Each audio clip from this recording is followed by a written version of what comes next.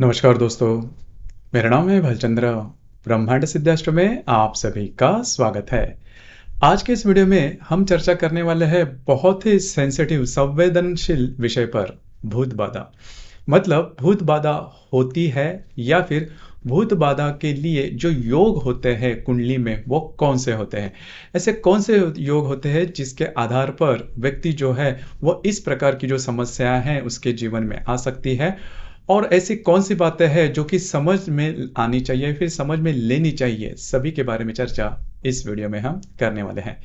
भूत बाधा के बारे में ऐसा कोई व्यक्ति नहीं होगा कि जिसको मालूमात नहीं है या फिर वो जानता नहीं, क्योंकि बचपन से ही इसके बारे में छोटी मोटी कहानियां हम सुनते हैं या फिर कई दफ़ा बुजुर्गों से हमें सुनवाई भी जाती है या फिर कई दफ़ा हम इस पर विश्वास भी करते हैं और कई दफ़ा हमारे सामने भी ऐसे व्यक्ति आते हैं जिनकी जो कैरेक्टर होते हैं वो काफ़ी ज़्यादा चेंज होते हैं। मतलब नॉर्मल में वो जो इंसान होते हैं वो काफ़ी नॉर्मल बिहेवियर करते हैं, लेकिन ऐसे प्रभाव में आने के बाद उनकी जो पूरी पर्सनालिटी है वो बदलती है। या फिर ऐसे तिथियां भी होती हैं जब भी वे जो लोग होते हैं उनमें सडन चेंजेस आना शुरू हो जाते हैं। तो इसके पीछे कारण क्या है? ज्योतिष शास्त्रीय दृष्टया अगर देखे जाए तो ऐसी जो कुंडलियां होती है उसमें अलग ही प्रकार के योग देखे जाते हैं। अब ये जो योग होते हैं वो कौन से होते हैं? तो इसमें सबसे महत्वपूर्ण जो रोल होता है वो राहु, केतु और नेपच्यून का होता है। अब ये देखिए, ये जो तीनों ग्रह है राहु, केतु और नेपच्यून, ये अज्ञात में जाने वाले ग्रह हैं। मतलब इनके जो परिणाम है वो आप व्याख्या से या फिर कोई डेफिनेशन से आप नहीं कह सकते कि भाई इस प्रकार से बात हुई थी। मतलब इसके पीछे तर्क नहीं होता। तर्क अतर्क शुद्ध स्थिति में आप इसके बारे में कह नहीं सकते। हालांकि साइंटिफिक या फिर साइकेट्री के बारे में अगर देखा जाए, मानस शास्त्र के बारे में अगर देखा जाए तो इसके पीछे छोटे मोटे जो लक्षण है वो दिखाई दे सकते हैं या फिर इसके पीछे छोटा मोटा तार्किक जो कारण है वो बताया जा सकता है। लेकिन किसी व्यक्ति में इस प्रकार की जो बातें हैं वो क्यों हुई इसके बारे में बहुत ज्यादा डिटेल में कहा नहीं जा सकता। अब भी वो जो बात है वो अज्ञात में ही है।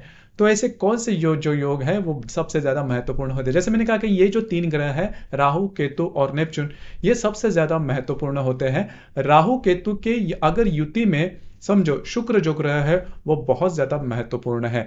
हालांकि शुक्र के बारे में आपको नहीं पता होगा, लेकिन ये जो शुक्र है वो काफी ज्यादा महत्वपूर्ण, मतलब चंद्रमा से भी ज्यादा ये जो शुक्र है वो काफी ज्यादा इंपॉर्टेंट होता है। यदि कुंडली में शुक्र जो ग्रह है वो राहु या फिर खास करके यदि ये केतु की युति में होगा तो ऐसे जो व्यक्ति है उनको इस प्रकार के जो अनुभव है वो होते हैं। मतलब अगर वो कहीं किसी जगह पर जाते हैं, अनजान जगह पर जाते हैं, तो इसकी प्रकार जो वाइब्रेशंस है वो उनको होती है। अब इसको किस तरह से डिफाइन, इसकी व्याख्या किस प्रकार से की जाए वो उनके भी समझ में नहीं आता, क्योंकि इसकी जो व्याख्या है आप शब्दों में ये बयान नहीं कर सकते। ये जो बातें होती है वो अनुभव की होती है। और अगर कुंडली में इस प्रकार के योग होते हैं तो ही वे जो लोग होते हैं वो इस प्रकार की जो बातें हैं वो अनुभव कर सकते हैं। तो इसकी वजह से इसीलिए आपकी जो कुंडली में चंद्र, शुक्र और बुध, ज्यादा करके चंद्र और जो शुक्र है ये जो दो ग्रह हैं वो काफी ज्यादा महत्वपूर्ण होते हैं। अब जैसे मैंने कहा कि यदि जो शुक्र है वह राहु, केतु या फिर नेपच्यून के युति केंद्र, नेपच्यून के खास करके प्रतियोग में होगा या फिर खास करके युति में यदि शुक्र होगा, और उसी के साथ ये जो चंद्रमा है ये चंद्रमा भी यदि राहु या फिर केतु की युति में होगा तो इस प्रकार की जो बातें हैं या फिर इस प्रकार के जो अनुभव है वो काफी इजीली इनको आ सकते हैं। और इनकी जो डेफिनेशन है, उसका जो तर्क है वो आप लगा नहीं सकते, और इससे ये कब बाहर निकलेंगे उसके बारे में भी कहा नहीं जा सकता। मतलब जब भी ये जो ग्रह है इनका जो अमल है, मतलब इनकी जो महादशा, अंतरदशा, प्रत्यंतर दशा या फिर गोचर में यदि इस प्रकार की जो बातें हैं वो होती है तो फिर इनमें इसके जो प्रमाण है वो देखे जाते हैं। अब आपने भी अनुभव किया होगा कि जब भी पूर्णिमा आते हैं तो मतलब ऐसे जो व्यक्ति होते हैं उनमें काफी ज्यादा सडन चेंजेस दिखने शुरू हो जाते हैं। मतलब अमावस या फिर पूर्णिमा के आसपास एक आध दिन, मतलब अमावस होगी तो इसके एक आध दिन पहले या फिर एक आध दिन बाद, ये जो 3 दिन होते हैं तो उसमें इनकी जो भावनाएं होती है उनमें सडन चेंजेस आना शुरू होता है, और ये जो चेंजेस होते हैं इसके बारे में इनको भी पता नहीं होता, पता नहीं चलता, या फिर उनके कंट्रोल में ये बात नहीं होती। तो इसकी वजह से ये जो बातें हैं वो ध्यान में लेना बहुत ज़्यादा आवश्यक है। और कुंडली में ऐसी जो बातें होती है वो देखी जा सकती है, या फिर उसके बारे में कई जो बातें हैं वो कही भी जा सकती है। इसके लिए बाकी के जो ग्रह है वो भी ज़्यादा महत्वपूर्ण होते हैं, लेकिन इसमें सबसे ज़्यादा मेन जो रोल होता है वो शुक्र का होता है और चंद्रमा का होता है। अब ये जो दो ग्रह यदि इस प्रकार के जो ग्रह योग है इसमें अगर हो गए तो उनके लिए भूत बाधा या फिर विमनस्क अवस्था में जाना। कई दफा आपने ये भी देखा होगा कि कई जो लोग होते हैं घर से बाहर निकलते हैं, 3-4 दिन बाहर रहते हैं, घूम फिर कर आते हैं और घर पर आने के बाद वो नॉर्मल होते हैं, लेकिन इन 3-4 दिनों में वो कहाँ थे, क्या कर रहे थे, कैसी हालत में थे, उनको खुद को भी पता नहीं चलता या फिर उनको याद में भी नहीं आता।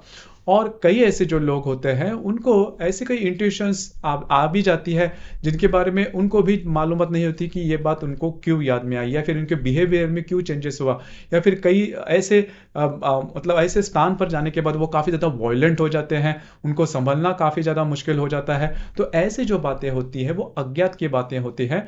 और कुंडली में जो ग्रह होते हैं वो ग्रह इस प्रकार की यदि योग में होंगे, और बाकी के जो ग्रह इनसे भी अगर इन ग्रहों को ज़्यादा अगर ये मिलती है, साथ वगैरह मिलती है, तो ये जो बातें हैं वो काफ़ी ज़्यादा मतलब पोर्ट्रेट होती है, या फिर काफ़ी ज़्यादा डिटेल में दिखना शुरू हो जाती है, प्रत्यक्ष रूप में दिखना शुरू हो जाती है। तो कुल मिला के देखा जाए तो कुंडली में जो भूत बाधा या फिर इस प्रकार की जो बातें हैं, इस प्रकार की जो अनुभव है वो व्यक्ति फील करता है, अनुभव करता है। उसके लिए कुंडली में ये जो ग्रह है वो देखना, या फिर भावारंभ में भी यदि केतु है, भावारंभ में यदि नेपच्यून है, तो भी इस प्रकार के जो अनुभव है वो आते हैं। उसी प्रकार जो नक्षत्र है, मतलब यदि इसमें आश्लेषा नक्षत्र, मूल नक्षत्र और ज्येष्ठा जो नक्षत्र है वो बहुत ही महत्वपूर्ण रोल प्ले करता है। मतलब ऐसे योग यदि इस नक्षत्र में होंगे, या फिर कृतिका नक्षत्र भी इसमें बहुत ज्यादा सक्रिय होता है, तो इस प्रकार के यदि योग इस नक्षत्र में यदि इस प्रकार के योग होंगे तो वो जो बातें हैं वो काफी ज्यादा हाईलाइट होती है। आपके इसके संदर्भ में विचार क्या है, आपके अनुभव क्या है, नीचे कमेंट बॉक्स में जरूर कमेंट करना। और अपना जो चैनल है ब्रह्मांड सिद्धि एस्ट्रो, इसे भी लाइक, शेयर और सब्सक्राइब जरूर करना। धन्यवाद।